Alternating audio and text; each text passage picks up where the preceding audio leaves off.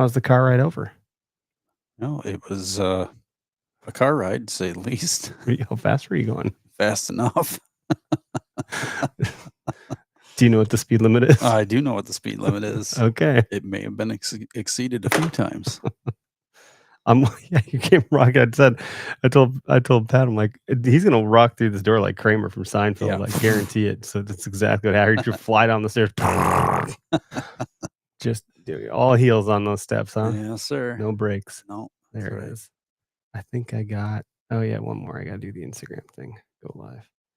Look at me remembering stuff. Attaboy. We're not live on the call. I didn't do the call thing today, so we'll just do our own thing. Yeah. This is the Okayest Hunter podcast. Never pass on shooter bucks, because that's just meat in the freezer. It's your tag, you hunt how you want. This is Okayest Hunter. Well, I'm going to skip the music today because I just don't feel like it. So I don't know what our audience thinks of that. And speaking of our audience, anyone that listens to this show weekly, bi-weekly, semi-weekly, monthly, quarterly, every now and again, annually, I don't know. Thank you, everybody that listens, because the numbers are there. I see that people listen. We get comments, we get DMs, we get messages. People share stuff with us, and we do our best to respond to everybody with a meaningful reply. But just in case we don't, I wanted to take a second right now to say thank you for listening to our show. It really does mean a lot. We've been doing this for a while now, about 5 years under this particular brand of Okayest Hunter. Yeah. And it's important. We enjoy it. We have a lot of fun, but I think we have an important message. And if it wasn't for people listening, it wouldn't matter. So just wanted to share some appreciation. Yeah, we appreciate you. And check out the other shows on our network too. There's quite a few of them. So they're all a lot of fun, especially right now, this particular time of year. Check out Turkey Season by Paul Campbell.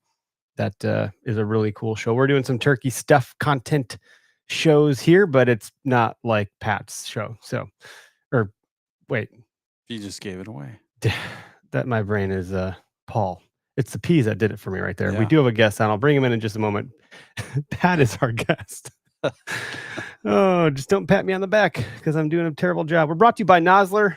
Go to nosler.com. Be sure to use code OHP for 20% off, whether you're getting the Varmageddon, the trophy grade, the whitetail country.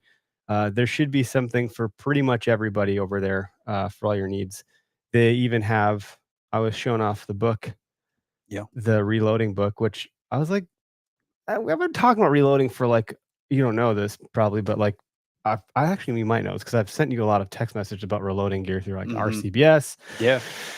So I've definitely had, and I have some bits and pieces of an RCBS press in my basement, but I just haven't stepped off the edge to want to dabble in it because, let's be honest, it's an investment. It's a deep hobby. It's a very big investment, and I just don't want to play with that right now. What about a bow press? That's a different topic. Yeah, that's another one for another day. Okay. Sounds good. Yeah. All right. Our other partner, Bear, we see the sign back here. We don't probably talk about Bear enough, but I did mention last week we're working on a giveaway, and it's going to be large and large in terms of the amount of work that has to go into get it off the ground. Okay. And large in terms of like, certainly the dollar value of what we're going to give away, the types of things we're going to give away, and what we expect for participation across like all of our partners, brand friendlies, and everyone that listens. So stay tuned. You should learn more end of June, certainly by after the 4th of July is when we're looking to kick things off. So a lot of work to go into that. We'll also have more information about Foam Fest right around the corner here in the beginning part of May. So stand by there as well. Yeah, lots of work to do over here at Okayest Hunter. Believe it or not, there's tons to do. Just when you thought you were done with show season, you got Foam Fest coming. Yeah, and we have help. So we're going to be co-hosting that with BHA Wisconsin chapter. Like they are right in it with us, helping plan. So it should go a little bit smoother. We should have things done a little bit faster because some of their people are pretty darn smart. So like Alec Becker's over there is going to be helping out quite a bit, which is greatly appreciated. So those are some of the housekeeping items. If you haven't already, as a listener, looked at our partners in any capacity, highly recommend it. Rack Hub's great for displaying your memories. We have Gerber as a partner. We're working on, for the giveaway, by the way, some a very limited run of OKS Hunter knives from Gerber. So I've seen the branding, I've seen it, the 3D CAD mock-up. They're pretty neat and they're one of a kind. And we're only going to have like 6 total, 3 of each. So that'll be an exclusive thing. So if you get your hands on one of those, you'll be one of 6 people to have that. Looking forward to that to come to fruition as well. And we're going to be using a ton of Gerber stuff at Turkey Camp, as you may have noticed. Mm-hmm. They have a whole camping like cookware collection that is pretty robust, and I'm like pretty jazzed about it. So lots to check out there. And Latitude, though not seasonally relevant at the moment, you can always be practicing. So like getting a platform this time of year is actually not a terrible idea. 3D archery season is upon us. All the TAC events are going on, though I don't think you're getting a saddle at TAC.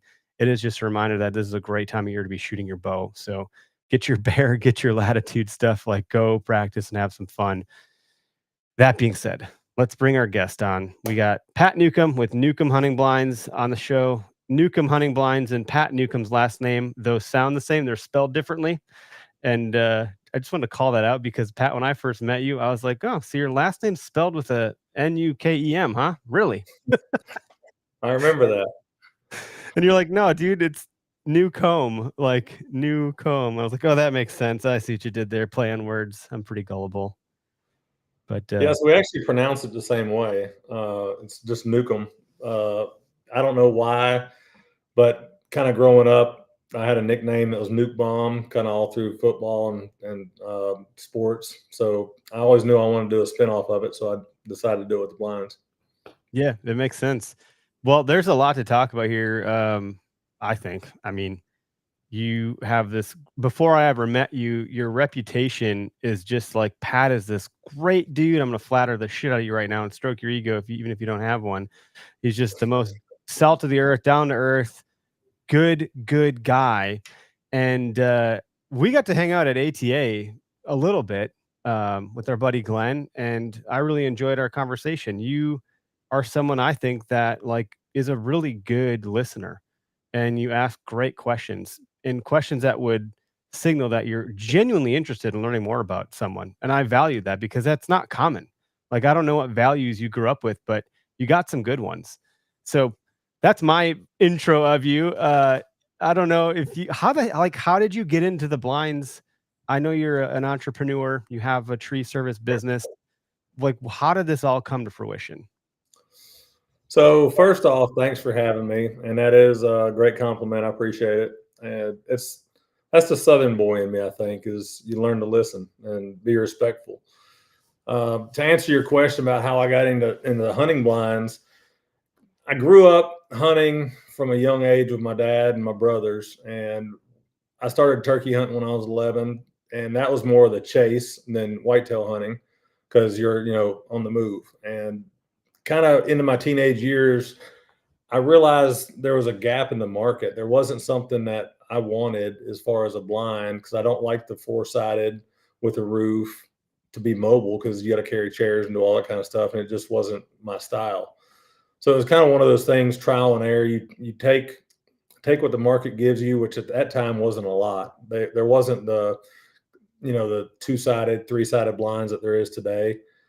And it was just kind of trial and error, and you start creating and making and designing, and next thing you know, it kind of fell into what it is today. So I'm not going to sit here and tell you it was an accident that I designed it, but it was an accident that we got some of the features out of it that we did. I mean, happy accidents are great. Who's the dude that said that painter guy? I don't know. Do you remember the painter guy? We call that a happy accident right there. Paint and we just keep going. And he was like, got the soothing voice. I remember that as a kid. I don't know why you guys remember that, but I know you're not that young to not remember. Maybe you're too old to remember. No, I'm not too old to remember. So the features that you do have, though, are interesting. We were talking before we got to recording, and you're asking about, like, do you hunt, higher up in a chair or low to the ground? And your blinds can accommodate this like wide array of hunting styles. And for those that don't know, like the fact that there isn't a roof and 4 sides. What you got? Who is it? What's his name? That's the guy. Darn it. Bob. It's like Bob something. Yeah, it's Bob. Darn it. Anyway. Greg's distracting me now. He's bringing up the picture of the thing I just Bob Ross. Bob Ross. Damn it. There it is. Okay. Yeah.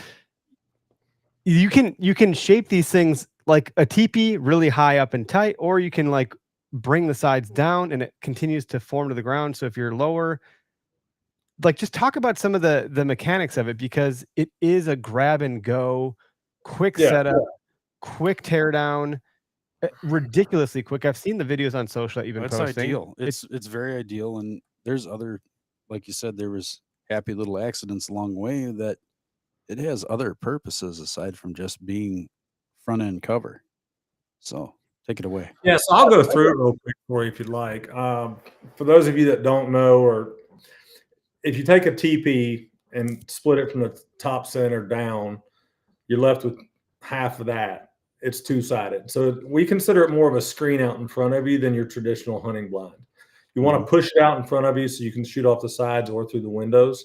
And what it's doing is, because you can adjust the height of the blind based on the width, it's really blocking you from the face down. So it allows you a lot of extra movement. And I don't care. People tell me all the time, I don't need that. I sit still. And I'm not sitting here telling you that everybody has to have a blind in front of them. But there is a need for anything at some point.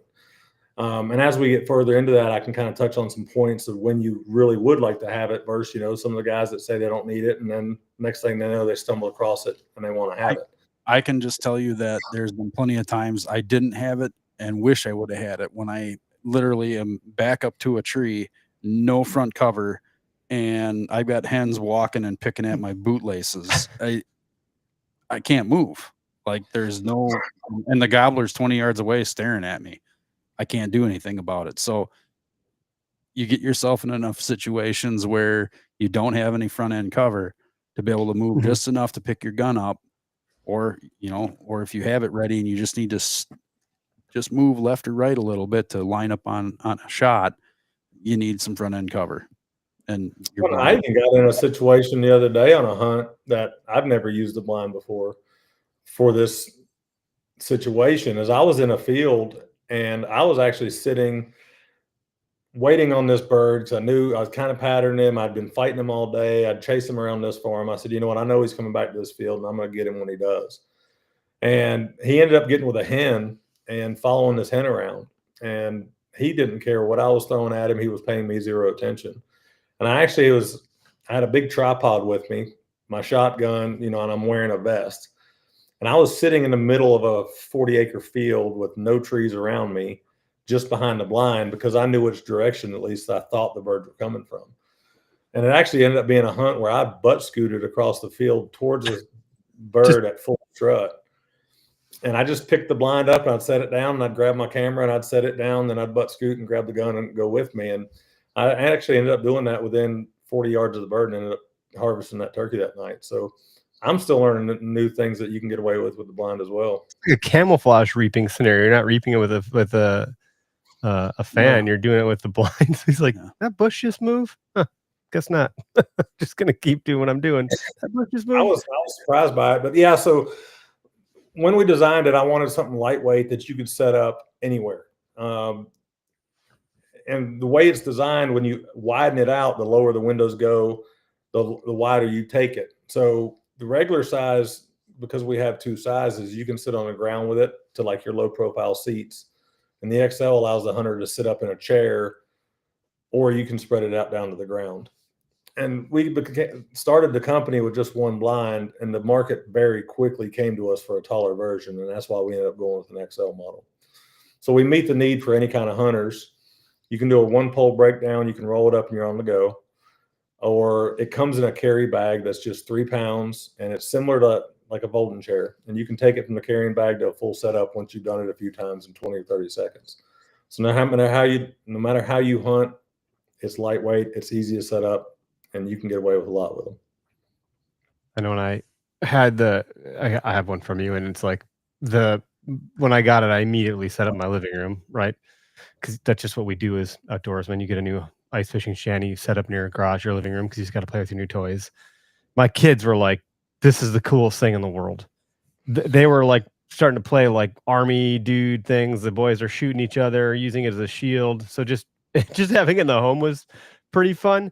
But bringing kids into a blind is probably one of the biggest eye-opening events that's happened in recent time for me. When I was up north with a buddy, hunting out of a blind, and he had one of those like pop-up blinds where the sides are kind of see-through from the inside out.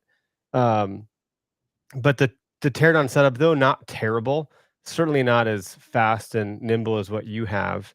And then come the chairs, but the concealment of the kids was quite incredible because little boys do not sit still. Like they can't. It's not in their DNA. And if you want to bring your kid with, I think having a blind is a really good idea. Having your blind is just less stuff to carry because if you're already carrying decoys, your gun, your kid's gun, whatever you have for your kid because they have snacks and stuff, so you got to pack. Like those bigger blinds are bulky, heavy, and kind of obnoxious. Plus, then you got the chairs. Unless you're hunting private land and you have like a UAV of some sort or a side by side. For me, I hunt public land. If I'm bringing my kids, I want to have as little as possible to bring out. Having yours break down to that one stick, kind of one pole modality, I think that's the way to go personally, rather than having it in the bag. The setup's quicker and easier when you get there. You can almost use it as like a walking stick. It's light enough for my boy to carry, or my daughter, or my other boy, all three of my kids. And it gives them something to do. Like they feel like it's a cool thing. It conceals their movement. It adds to the hunt. I think it's a great concept overall. Well, and to your point, there's a time and a place for everything. And I'm not against your four-sided blinds with a roof, especially with kids and, a long deer hunter or whatever. But whether you're deer hunting or turkey hunting, you're not always setting that blind up in the right spot. And you might be going in and you got the wrong wind. You might want to teach your kid, hey, we can also get out of here and go run and gun a little bit, especially as they get a little older and more experienced. So you even take a Nukem and you set it in your blind with you. And that way, if you calm turkeys or the deer are moving on another ridge today, you got an option to go set up. Yep. And, while we mentioned deer hunting with it, and a lot of people are going to look at me and they think I'm crazy, but the deer do not notice these blinds. They're like, yeah, right. You take your typical blind and you set it out in the woods.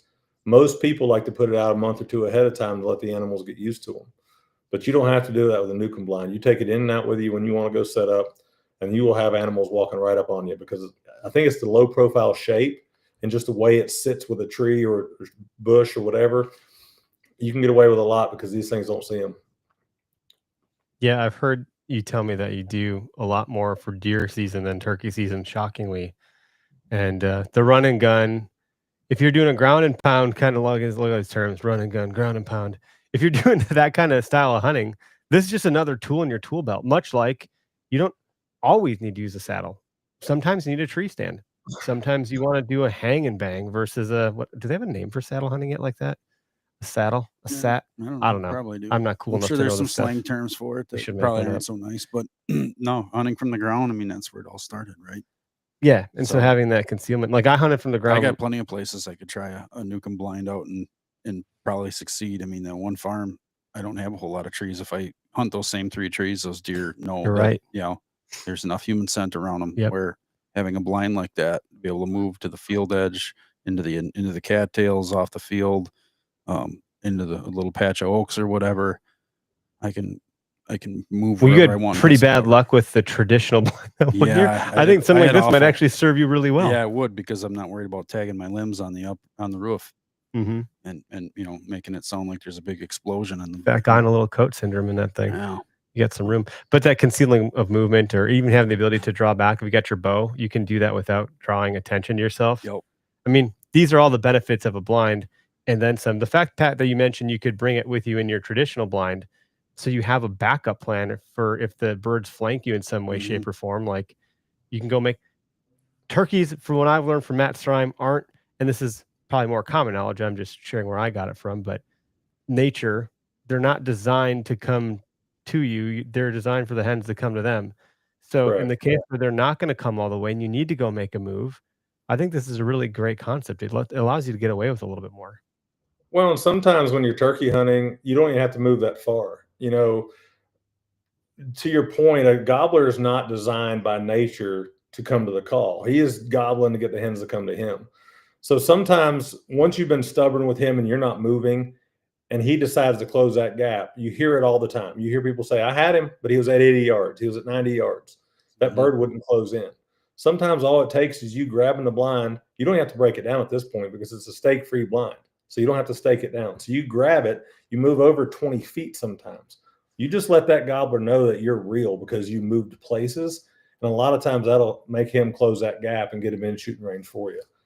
So don't think of it just for when you got a run and gun. It's also when you're sitting on the ground and that bird hammers off behind you and you've got a kid or you even just by yourself with you, you're not set up pointed back behind you. So you can grab that blind, throw it around the tree, and now you've got a second where you can get set up and you're not worried about moving as much because you've got that blind protecting you. So it gives you a lot of different options, not just your typical break it down in 3 seconds run and gun. It's also very mobile while you're sitting in one place. Yeah. Do you, speaking of not being able to, they're not necessarily staking it down, do you have stakes and would you recommend staking it down in certain scenarios? Or are you trying to like face into the wind? Like, are you afraid this thing's going to blow away like a sail at any point?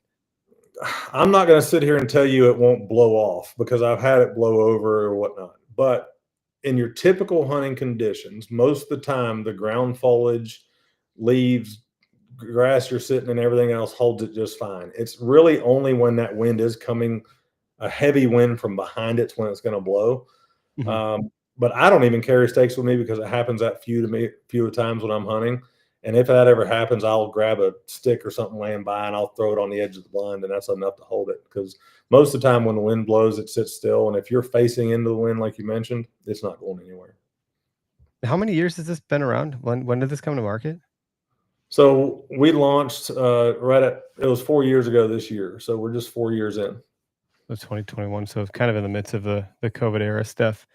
What Yeah, led doing you? all my prototyping and designs during COVID, so that was a challenge within itself. But we all went through that, and we just did it a different way.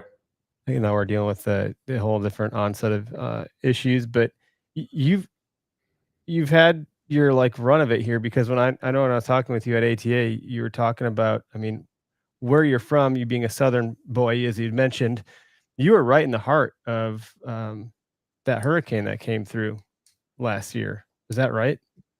Yeah, so my home is actually Asheville, North Carolina, and that's one of the hardest hit areas is here in Western North Carolina. And I own a tree company as well, so I was on the front line of it. As soon as it happened, we were out there and getting our equipment out of the shop, and that it's a storm that has devastated this area, but we're rebuilding the best we can. And if I could get into a lot of detail about a lot of topics on that, it's a mess, and it's going to take a lot to clean this place up. Yeah. What do you wish people that are listening that aren't from the area, what do you wish they understood about what'll happen there? And like, just from the holistically, but then also as a business owner, like how, when that happened, you and I were working together a little bit. I was like, are you okay? Like, are you shipping out product? Like, how are you going to navigate this? I was worried for you, man. I was like, shit. Well, for a couple of businesses running, they were in completely different spectrums because Nukem hunting, we lost internet, we lost power, our cell phones didn't work for a couple of weeks. So there was no such thing as trying to ship blinds to people or even think about Nukem hunting because we couldn't. And I was on the tree service end of my life. I was back in the saddle per se, and I was out with my crews cutting trees. We were going anywhere from cutting state roads open to taking, getting people out of their houses. You name it, we did it in a storm, and we were working about 20 hours a day. So there was, depending on which business we're talking, it was two completely opposite things that we had to do. I mean, one of them I had to ignore, and it's hard to ignore Nukem hunting in the month of October because that is one of our busiest months of the year getting ready for deer season. But it's understood by most. And if I could tell anybody something about the hurricane, I want to first say, thank you to everybody that sent supplies, whether it was directly to us or to Western North Carolina, East Tennessee, because everything that came in really helped out. And, the first truckload of water I got was literally eaten up out of the back of my truck within 10 minutes.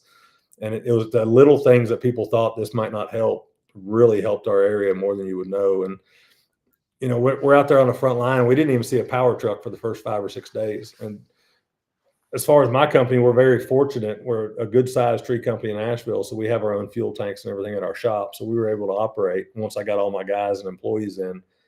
Just finding them was a fight at the beginning. But just thank you to everybody. And as far as our area now, we're rebuilding, and it's unfortunate that the hardest hit areas are some of the poorer areas in town. So I don't know what's going to happen with those areas, and that's where our warehouse is located in one of those hard hit zones. But it still looks like it kind of did right after it happened. So it's getting cleaned up, but it's very slow in a lot of places.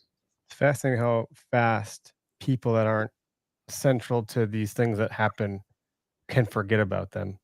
I know Bill Thompson of Spartan Forge had done a little bit too with some of the relief efforts and trying to raise money through his app and showing spots on the map and things like that with the satellite coverage. And that's really, every little bit, like you said, can help. Is there God, what's the question I was going to ask? How long ago was that? It was October, so it's just a little over 6 months ago. It feels longer for someone like that isn't there. It does. It's weird. So you guys are still, you say you're rebuilding, and the town where your warehouse is, it still looks like it just happened. That's crazy. And we still have roads that are missing bridges, and traffic. It still takes an hour to get around town because so many roads are closed. Just to give you an idea of the devastation to a very small sense, where we live, our personal residence is up on a hill, and we have a shared driveway with 2 other houses. And there's a small creek that you could walk over in your flip-flops and never get your feet dirty or wet at all on a daily basis. That same creek was 20 feet wide and 30 feet deep 2 days before the hurricane got here and washed out our entire road.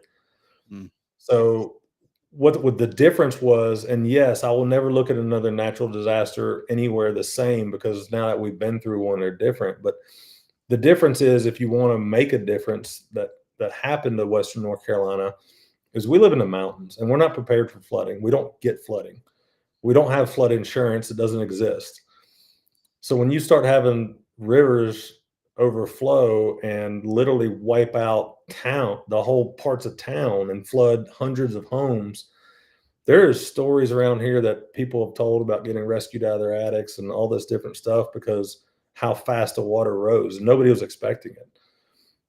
I want to share a quick one with you. The second day of the storm, we're meeting at a church because it was near the house, and we were all working on this end of town, so we left our equipment out here and easy to get to.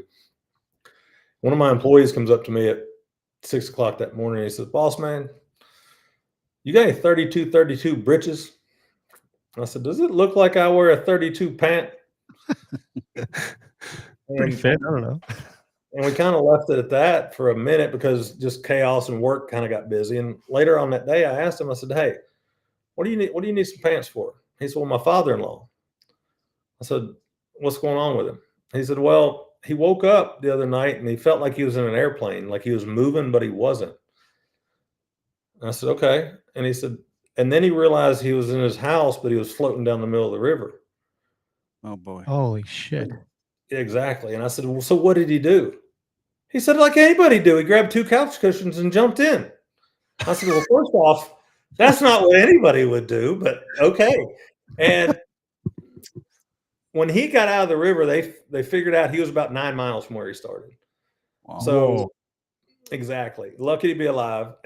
But throughout that storm, you heard story after story after story that would just absolutely, you thought people were making it up the way they came about, and it's just real life. And we're rebuilding, and the Army Corps came in here and they're cleaning up the rivers, and that's really helping. And roads are getting rebuilt, and this town's going to come back together. But it's the people here and the community that really kept it together to begin with, aside from the half of them that a week or two later got their power back and might have went back to normal life. For the majority of it, we had a lot of help right here in our community, and it really brought you closer to your neighbors that you never even knew.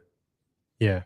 I mean, it's important to hear that kind of stuff for folks that aren't there, with all the divide and the echo chambers in the world, that when shit goes south and hell in a handbag, you just have each other, and you come to rely and depend on each other.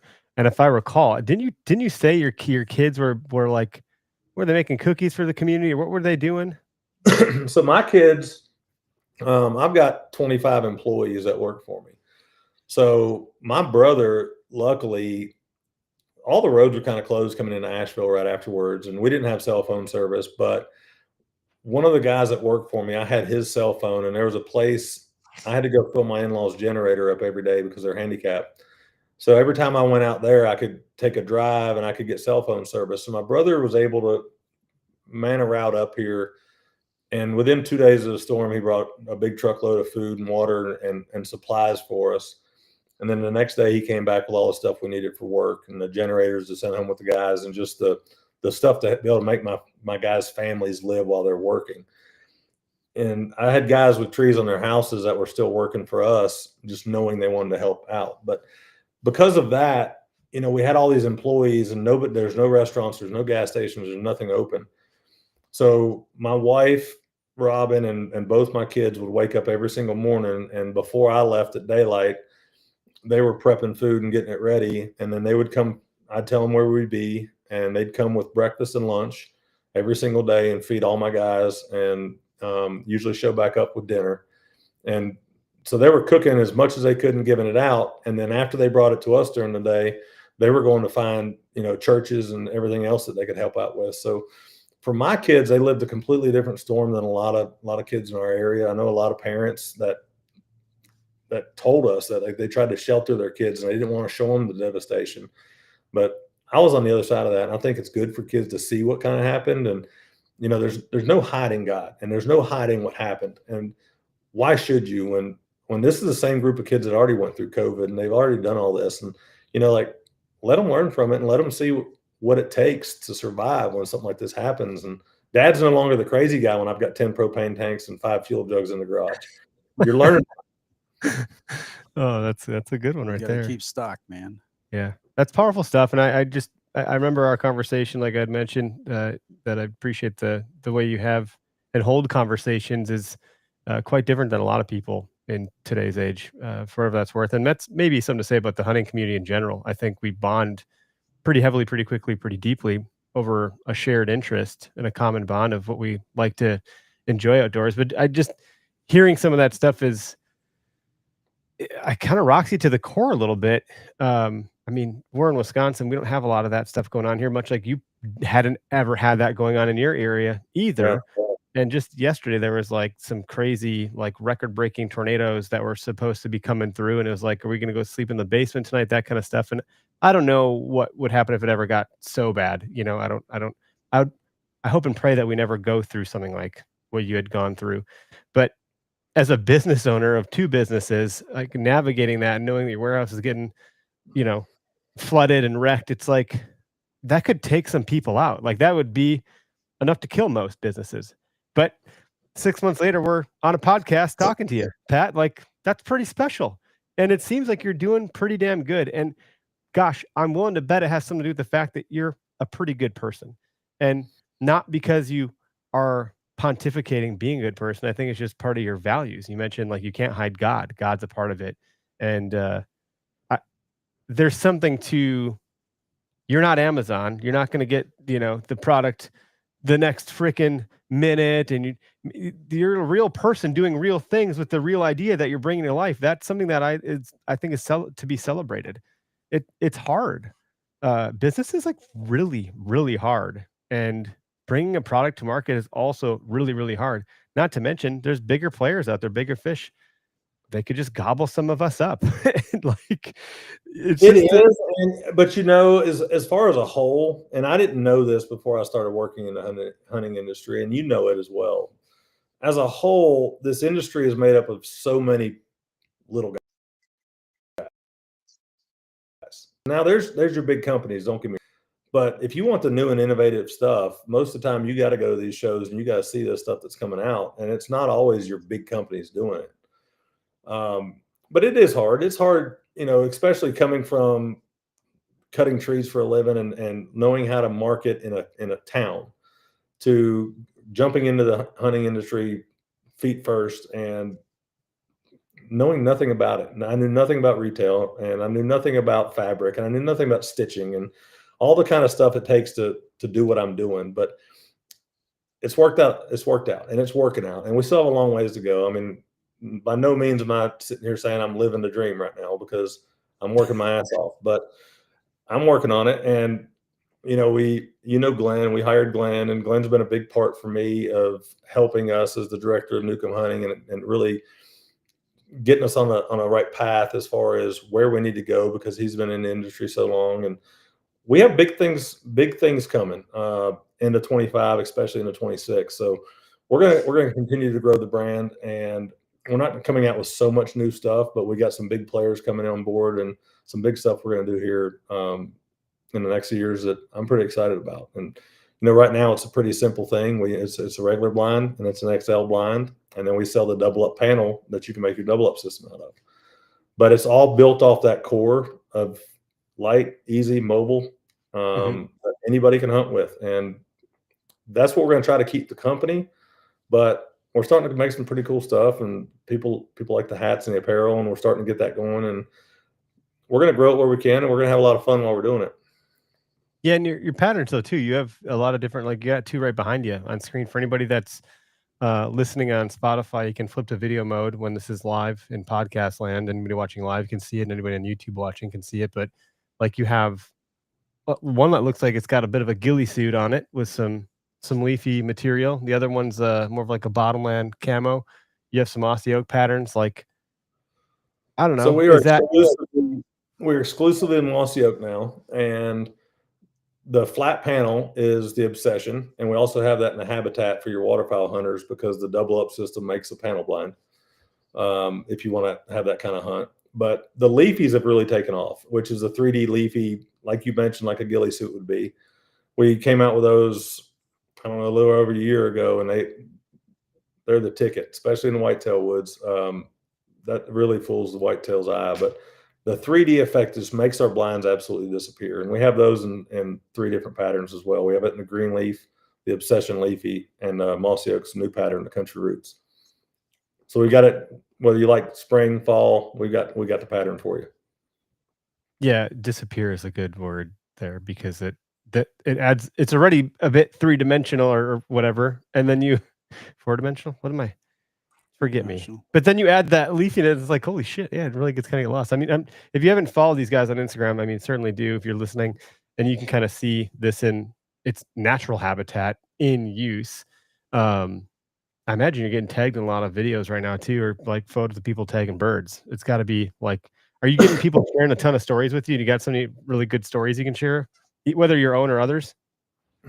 I do have one I'll share, but yeah, we're getting tagged a lot right now. We're actually doing a giveaway 8 weeks during turkey season. So anybody listening, you don't have to have a Nukem hunting blind to enter. We want to see your setups, and we want to see your kills. And we're doing giveaways on a weekly basis, not just our brands, but several other different brands of guys I know in the hunting industry. We've got a lot of their hunting stuff and apparel that we're giving away. So all you have to do is tag Nukem Hunting on Instagram, and you're entered with your setups of your birds. But I'll tell you a quick story. I was at a trade show, the last one I did last week of March, and one of these companies that they do the gun giveaways, like every 80 tickets they sell a gun, and this company, I forget the name of it, excuse me, but it all goes back to the kids, and he does nothing but work with the kids. All the money that they raise is for kids hunts. It's for getting kids in the outdoors, and it's just a fabulous thing.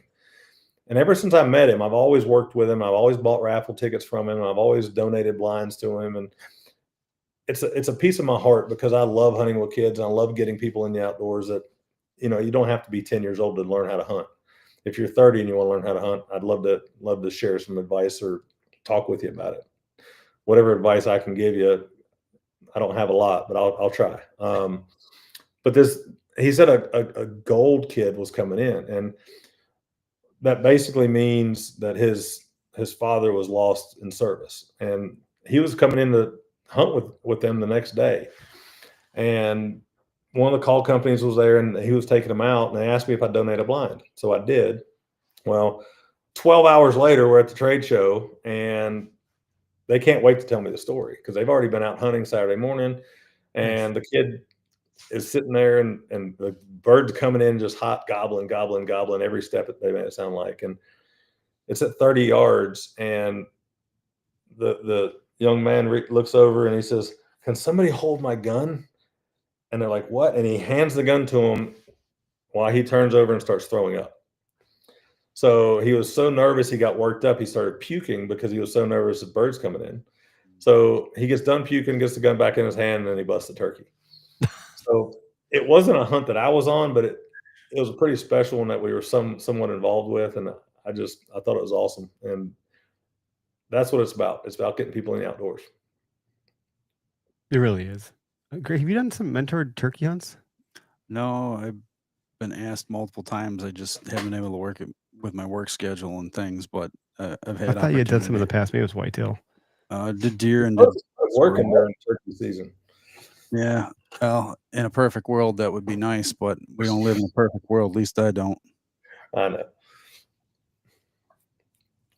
So you're coming to Wisconsin soon for a turkey camp. What describe your, because we're doing one, and sadly we're not the same one. I don't know how I missed that high five. It's my fault. Maybe we'll cross paths. We might be able to. We'll see. But what's your turkey camp like? So I got invited on it last year. Josh invited me up, and it's at a campground. It's about an hour from Eau Claire, Wisconsin. And we're hunting game lands. And I knew nothing about it last year. I didn't know what I was getting into. I took my camper up, and there was only 4 of us in camp last year. I think there's gonna be 8 this year, but it's run and gun in the game lands, and it's every man for himself, and you go find the birds. And we had a real good time last year. We were there the last week of the season, and the birds were, oh my gosh, they were skittish. You could be driving down a dirt road and see a bird at 600 yards, and as soon as he saw that truck, he was taking off into the woods. But really, that's around middle same period, because like Wisconsin has periods, right? You get it sounds like period. Yeah, okay. Yeah, towards the end. Yeah, there's a chance. There's a chance if you're near Eau Claire, we're going to be. Greg, tell us where we're going to be, because I actually don't know. We're going to say La Crosse, and that's we're going to be south of La Crosse, and that's all people need to know. So Eau Claire and La Crosse aren't that far from each other, right? They're far enough. I wonder how far. We'll discuss it. You're gonna follow a bird I'm working in, probably, right? Yeah, that's right. Could you imagine? I mean, if nothing else, like on the way out on Sunday, or I don't know when you guys are heading back up, but if there's an opportunity to line up for like a big old lunch or something, or some beers at a pub on the way out or way up or something, that'd be pretty cool if we could line that up. Yeah, we definitely should try to. We're actually running over to Michigan and hunting on the way up. We're going to hunt a couple days, and then head over. But when are you guys? What's your ETA on getting into Wisconsin, into camp? Do you know? 14th that evening. 14th. Okay. Well, yeah, we're thinking some of us, it sounds like some might want to try to head up earlier, like the 15th, but it sounds like most of us will probably head up on the 16th. So if I don't know if Eau Claire is on the way to La Crosse or I think it's it's not. Isn't La Crosse like the very edge of the state? Mm-hmm. So then is Eau Claire? Eau Claire is about an hour and a half, 2 hours north of there, depending on which way you go. Okay. We'll see if we can figure something out. Yeah, we'll drop you a pin and we'll figure out how far apart we are. Yeah. I don't know how far we're going to go out from our camp, wherever we're going to be at. I imagine maybe we'll do some details. You'll have the whole podcast there with us. Yeah. Yeah. This Shut up, Eric. Well, I mean, whatever. I don't we're not the hunting public. We're not going to ruin everyone's spots. We're not going to overcrowd an area. I don't even know if we're hunting public land. I don't even know if Greg has all the details here. There's options to do that. Listen, this guy, he's so cryptic right now. But there's options to do that. I'm not going to tell you where it is. No, it's not saying not right now.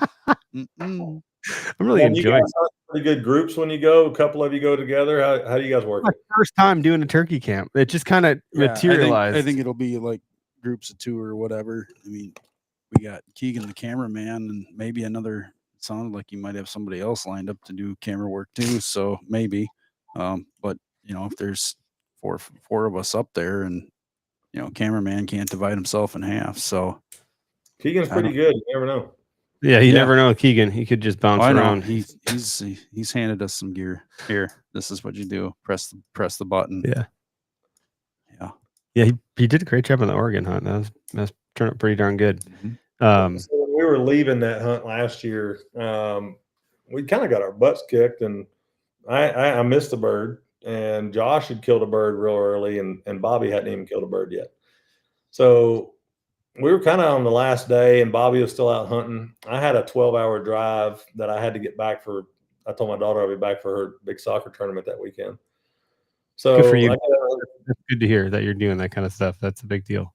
Family first. If I can help it, I'm going to schedule everything around them. But obviously, you missed some of it. But I had everything loaded up. I was changed clothes. I'd taken a shower. I was ready to go. And I looked at my watch. I said, you know what? I got about an hour and a half till I have to leave. So I'm going to see if I can't go get on a bird real quick. And we'd hunted the last 4 days hard, and we got on them. But when you're out in an area like that, it was more learning the area as much as it is hunting the first day or two. Yeah. So Glenn and Josh, I think, had already hit the road, and Bobby was, meantime, I didn't know it, but he was knocking doors and ended up killing a bird on his own in the last hour.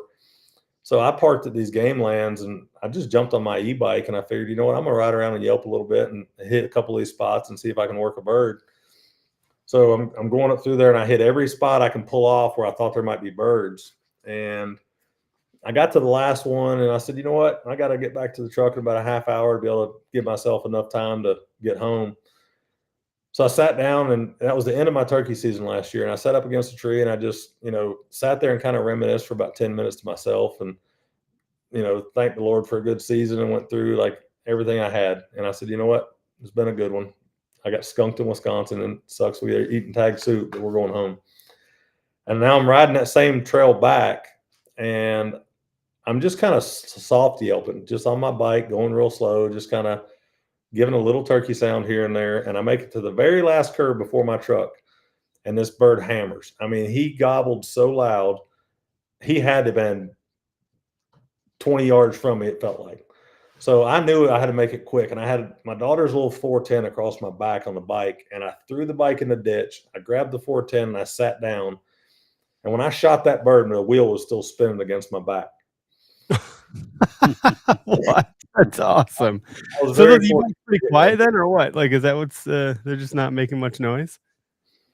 I think what it was is I had yelped all the way up through there locating, and he probably heard me on my first pass through, and now I'm coming back 20 minutes later, and he was looking for me, and when he heard those soft clucks on the bike, I think he was wanting to let me know where I was at. And luckily I threw it in the ditch and got off of it as quick as I did, because that bird was on top of me. Yeah, that's awesome. That's a pretty fun way to get it done. The birds behind you on that mount with the tree, that's a really impressive like display you got going on there. How did you decide you're going to do that? Did you just keep adding turkeys to that as you go, or what? So that's a single year, actually. That's the World Slam. I see. It looks like a slam. Yeah, so you got one of every species on there. The hunt itself kind of organically came together just from doing all the trade shows and talking to people. And hey, do you want to go on this hunt? Do you want to go on this hunt? And I kind of started. Next thing you know, I had all these hunts lined up, and we might as well do it in a season. I actually didn't do it all in one season. I did the Royal Slam, which is all of them minus the oscillated in a single turkey season. But in a full calendar year, I had went back and got the oscillated in Mexico. So it was pretty special, and I wanted to make a really cool mount out of it. And I hadn't seen anything quite like it. And I worked with David McCullough up in Indianapolis and designed it. And he put it together without even really, I gave him ideas. I told him I wanted it to be a surprise, and he did a really good job with it. That's cool. Is the tree, like, because you work for a tree removal company, is that a legit tree, or is that like some foam thing also? Yeah, he made it. It's not a real one. It looks legit from here. It does. It looks real realistic. Him and his wife did a great job with it, and it's just one of those things that I didn't want a real tree. I didn't want to have to deal with the mess if I want to move it. And yeah, if you dealt with real trees as much as I did, you don't want them in your house either. Be pretty heavy. I suppose bugs and everything else that come crawling out of them. But I picked that mount up at a trade show in February when I was in Indianapolis, and I had to figure out how to get all that in my truck and my trailer with all my stuff, and it was interesting. I had to reach Yeah, back. it's super fragile. You're like, what am I going to do here? Throwing a mount in a trailer with other gear is never, who knows what kind of hills and turns and dips and all that stuff you're going to be taking. Even just throwing deer mounts in the trailer, I'm like, I don't like this, but it is what it is. We all do it. You're going to trade shows anyways.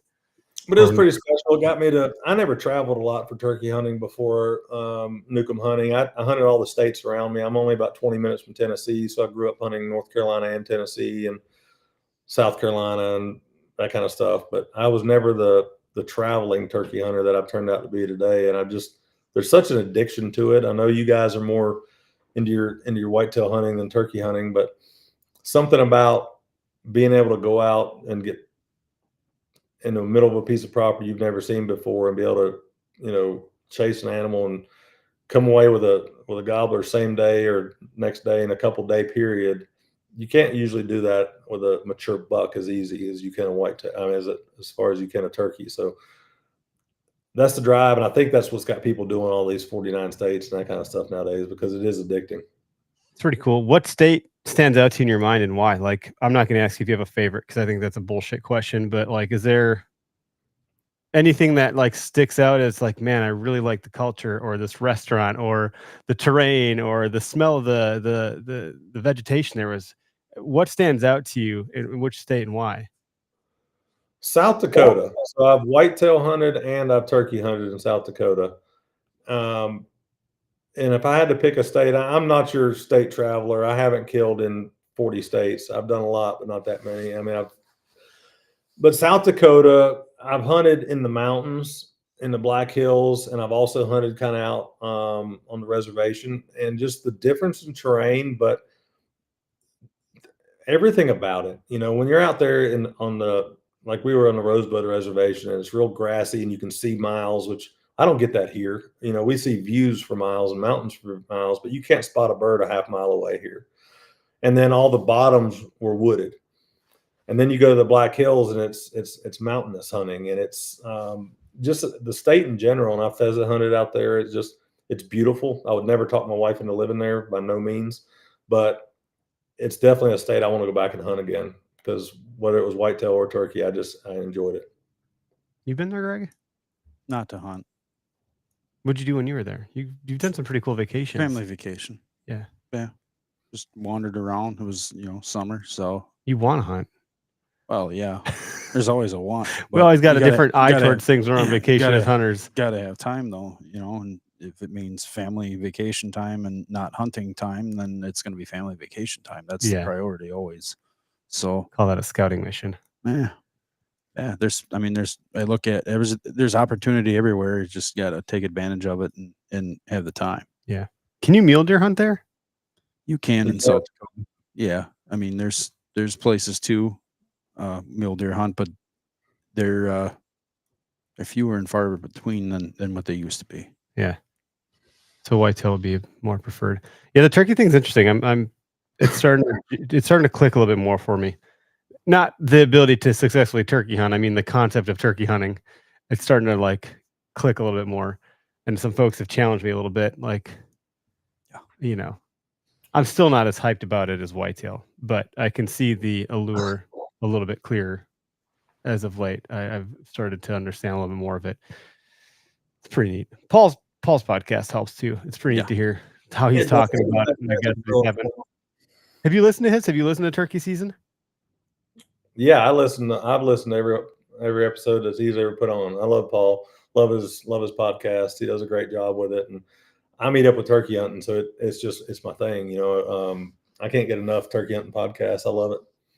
That's cool. That's good to hear. There's a handful of turkey podcasts out there. There's not that many. There's not as many as hunting, like deer hunting podcasts, or like there's some good ones. But the way he runs his, he gets a lot of people on there that are so informative. But then he also get into turkey hunting stories. So it's educational. It's fun.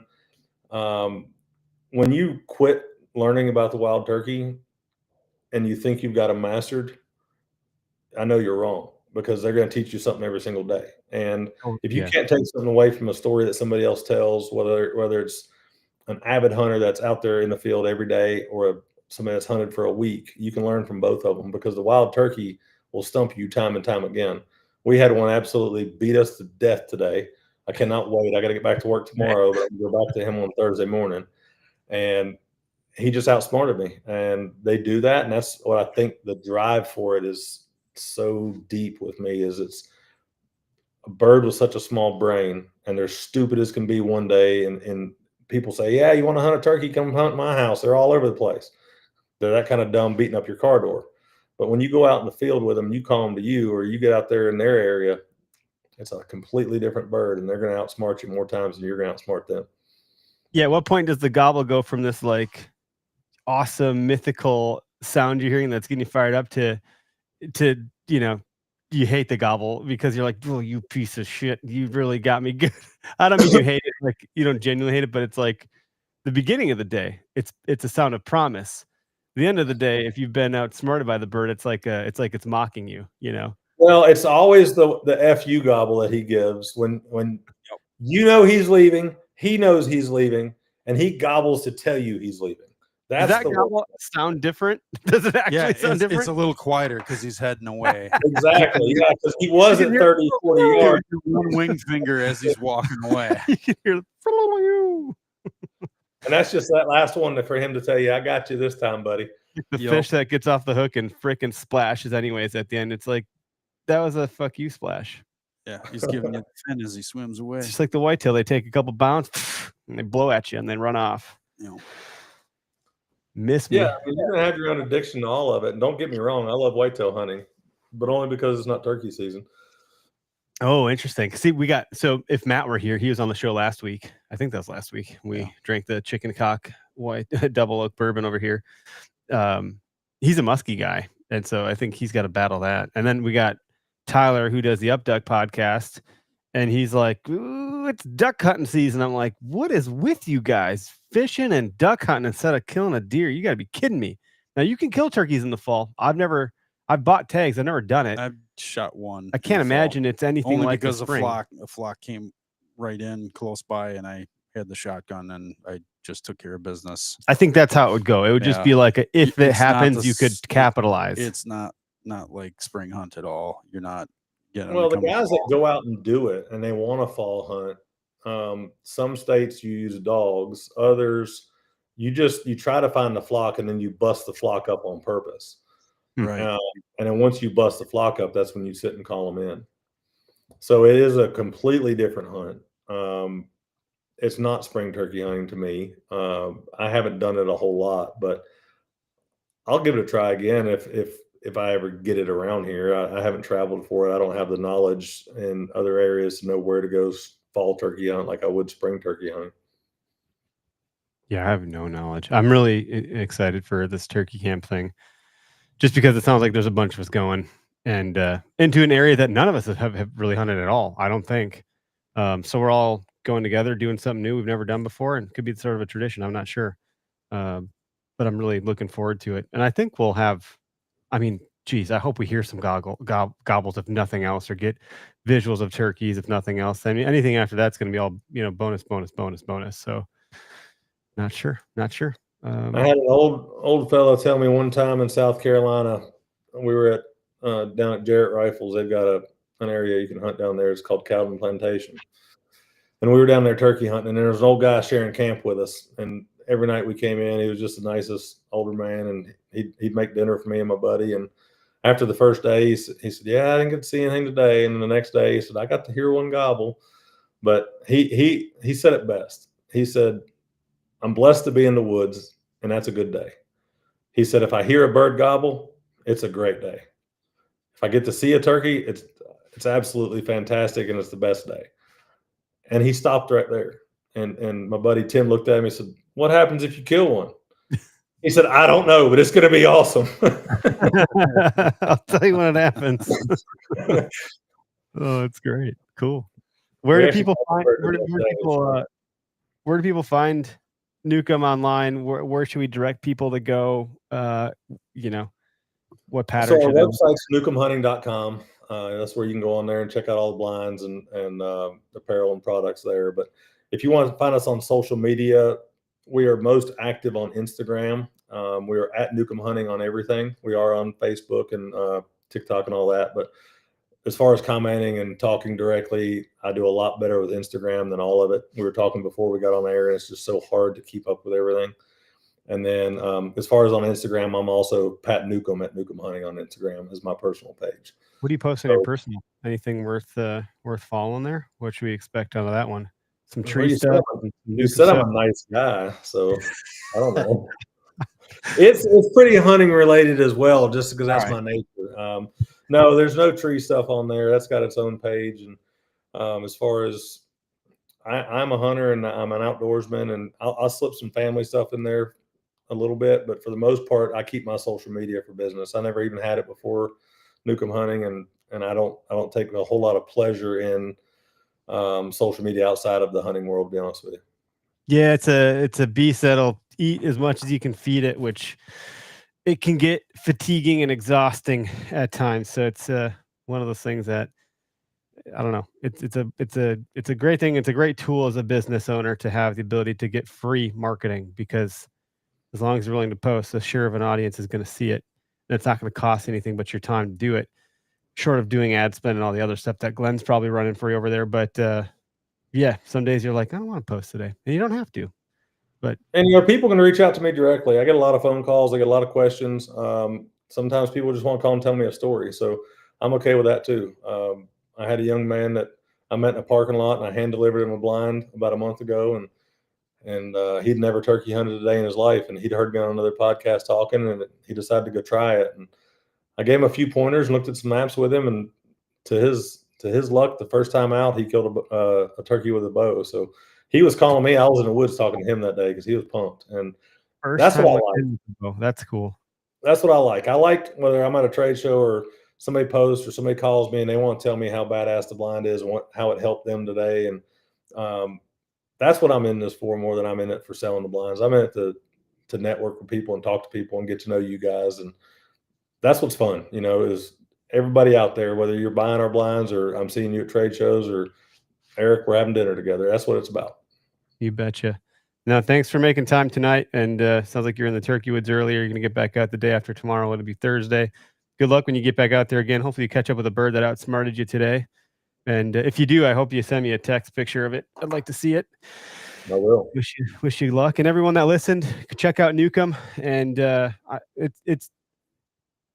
don't have to say anything else about it. You just listen to the whole episode. You get what's happening here. If you do get one, tag Nukem. Let us know what you thought of it, how you like it, some success you had with it, some aha moments, things of that nature. It'd be really great to hear all that feedback. So I think that's all I got. I did all the housekeeping stuff in the beginning, so I don't have to do it now. We appreciate everybody. Thanks for